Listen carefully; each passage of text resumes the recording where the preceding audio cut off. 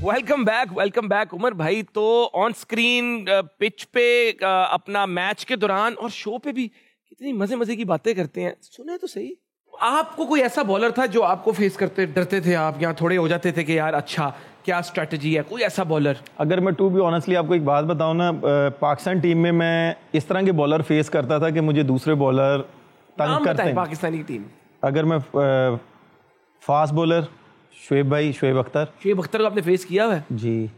सुना उनका रनअप देख के डर लगता था लोगों को। जाहिर सी बात आपको लगता था डर?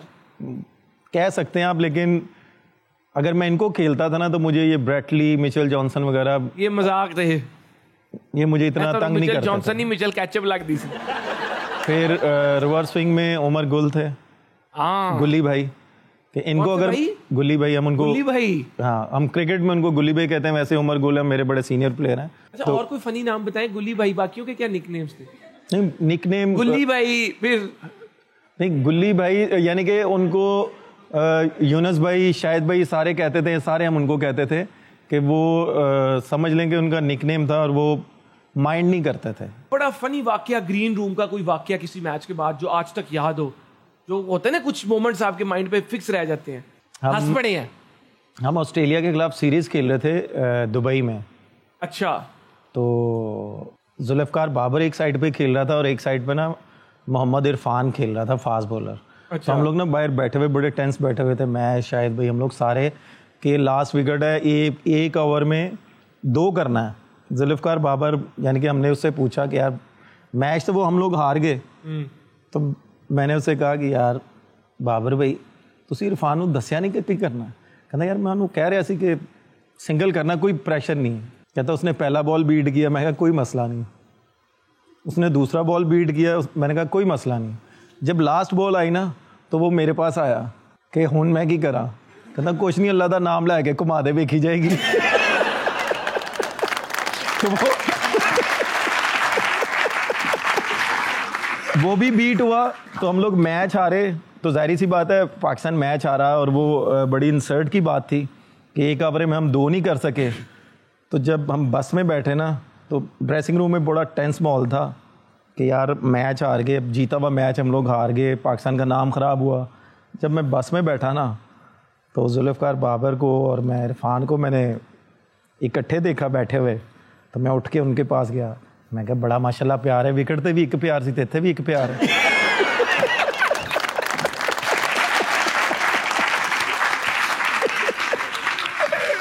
मैं क्या, अगर ये प्यार अगर आप विकेट पे दिखाते तो 2 स्कोर तो कर लेते, जीत जाते।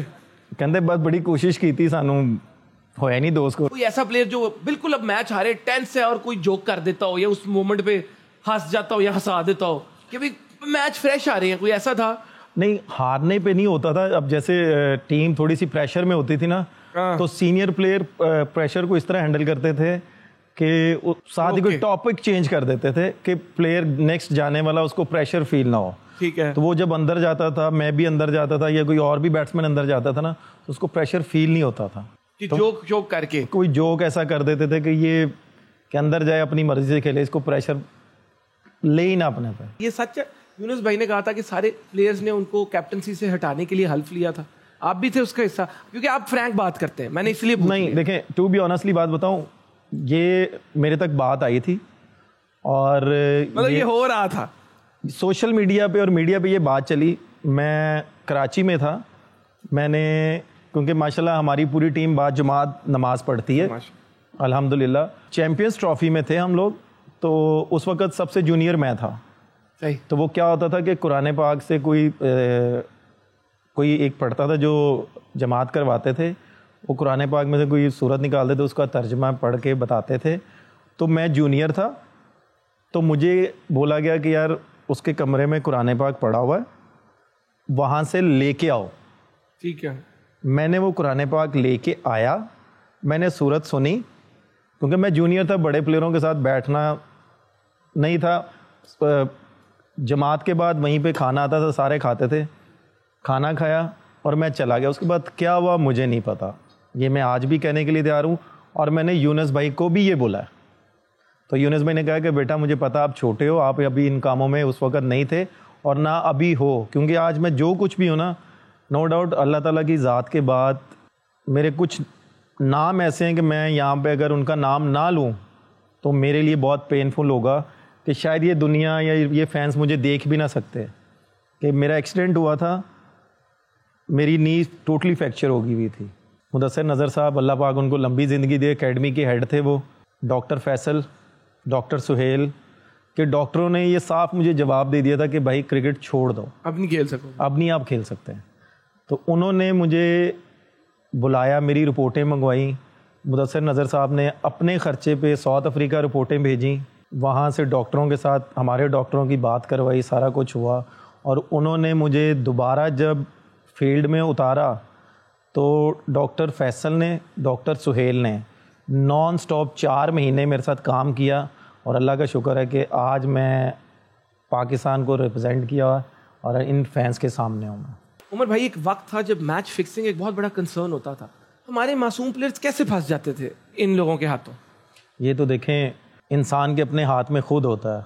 अब जैसे आप मुझे बोलेंगे ये चाय मंगवाऊं आपके लिए? और नहीं, आप ये मुझे बोलें चाय पीनी है, मेरा दिल करेगा तो मैं पीऊँगा, आप जितना मर्जी जोर लगा ले मैं नहीं पीऊँगा। ये उनको खुद सोचना चाहिए जो ये काम करते हैं। मैं तो यही मैसेज दूंगा उनको।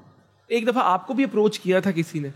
नहीं, मुझे काफ़ी लोगों ने अप्रोच किया था। मैं मैसेज करते थे, व्हाट्सएप, ईमेल करते थे? नहीं, वो देखें, ये चीज़ें बड़ी प्राइवेसी हैं, ये मैं यहाँ पे बात कर नहीं सकता, लेकिन होती थी अप्रोचेस। मैं पाकिस्तान क्रिकेट बोर्ड को सबसे पहले बताता था कि आप दस्ती कि मैं बता दूंगा। बिल्कुल। और मैं पाकिस्तान, क्योंकि पाकिस्तान को मैं रिप्रेजेंट करता हूँ, और पाकिस्तान क्रिकेट बोर्ड को मैंने बताता था। उसके बाद आईसीसी को कॉल करता था कि यार ये नंबर है, ये बंदा है, तो वो खुद ही डील करते थे। कभी ऐसे हुआ आईसीसी कॉल ना उठाई हो? नहीं, आपने कहा वो नहीं उठा रहे तो? नहीं, ये बात नहीं है, ये बात नहीं है। उनकी टीम बहुत बड़ी है, आईसीसी एक बहुत बड़ा इदारा है, पीसीबी एक बहुत बड़ा इदारा है, कि उन्होंने इतने हज़ारों में लोग रखे होते हैं कि किसी ना किसी को बताना ज़रूरी होता है हमारा। अगर वो हम नहीं बताएंगे ना, तो अगर हम वो मैच खेल जाएंगे तो तब हम ज़्यादा प्रॉब्लम में। आपका कभी दिल नहीं किया किसी इस तरह के बंदे को जिसने आपको अप्रोच किया, उसको कुछ चंडे वंडे मारने का या वापस जुगते देने का? फेस टू फेस आके कोई भी नहीं अप्रोच करता। अगर कर लेता फेस टू फेस तो आप क्या करते? पहली बात तो ये है कि मैं उसको जानता नहीं हूँ, तो मैं उसको क्यों मारूँ? जाहिर सी बात है, अगर अप्रोच कर रहा है तो उसके पीछे भी तो कोई लोग खड़े होंगे ना, माफिया होगा, जो मर्जी आप कह लें। तो मैं उसको क्यों ऐसे हैंडल करूँ? मेरा काम है पीसीबी को बताना, आईसीसी को बताना, हैंडल उन्होंने करना। बिल्कुल ऐसे ही है। आप अपना काम, मैं अपना काम करता था, आप अपना काम, वो अपना काम। बिल्कुल। और वो बुकी अपना काम कर रहा है, वो जो मर्जी करे, अपना काम है। बिल्कुल ठीक। मेरे हिसाब से आपको तरक्की मिली जो आपकी माँ के लिए मोहब्बत थी। बिल्कुल। आप मुझे अभी इसके बारे में बता रहे थे, तो ये हम लोगों को बताएं। इस तरह आपने कहा कि मैं लाइफ में पीक पे भी था, तो जो मेरी माँ मुझे ऑर्डर दे देती थी वो होके ही रहता था।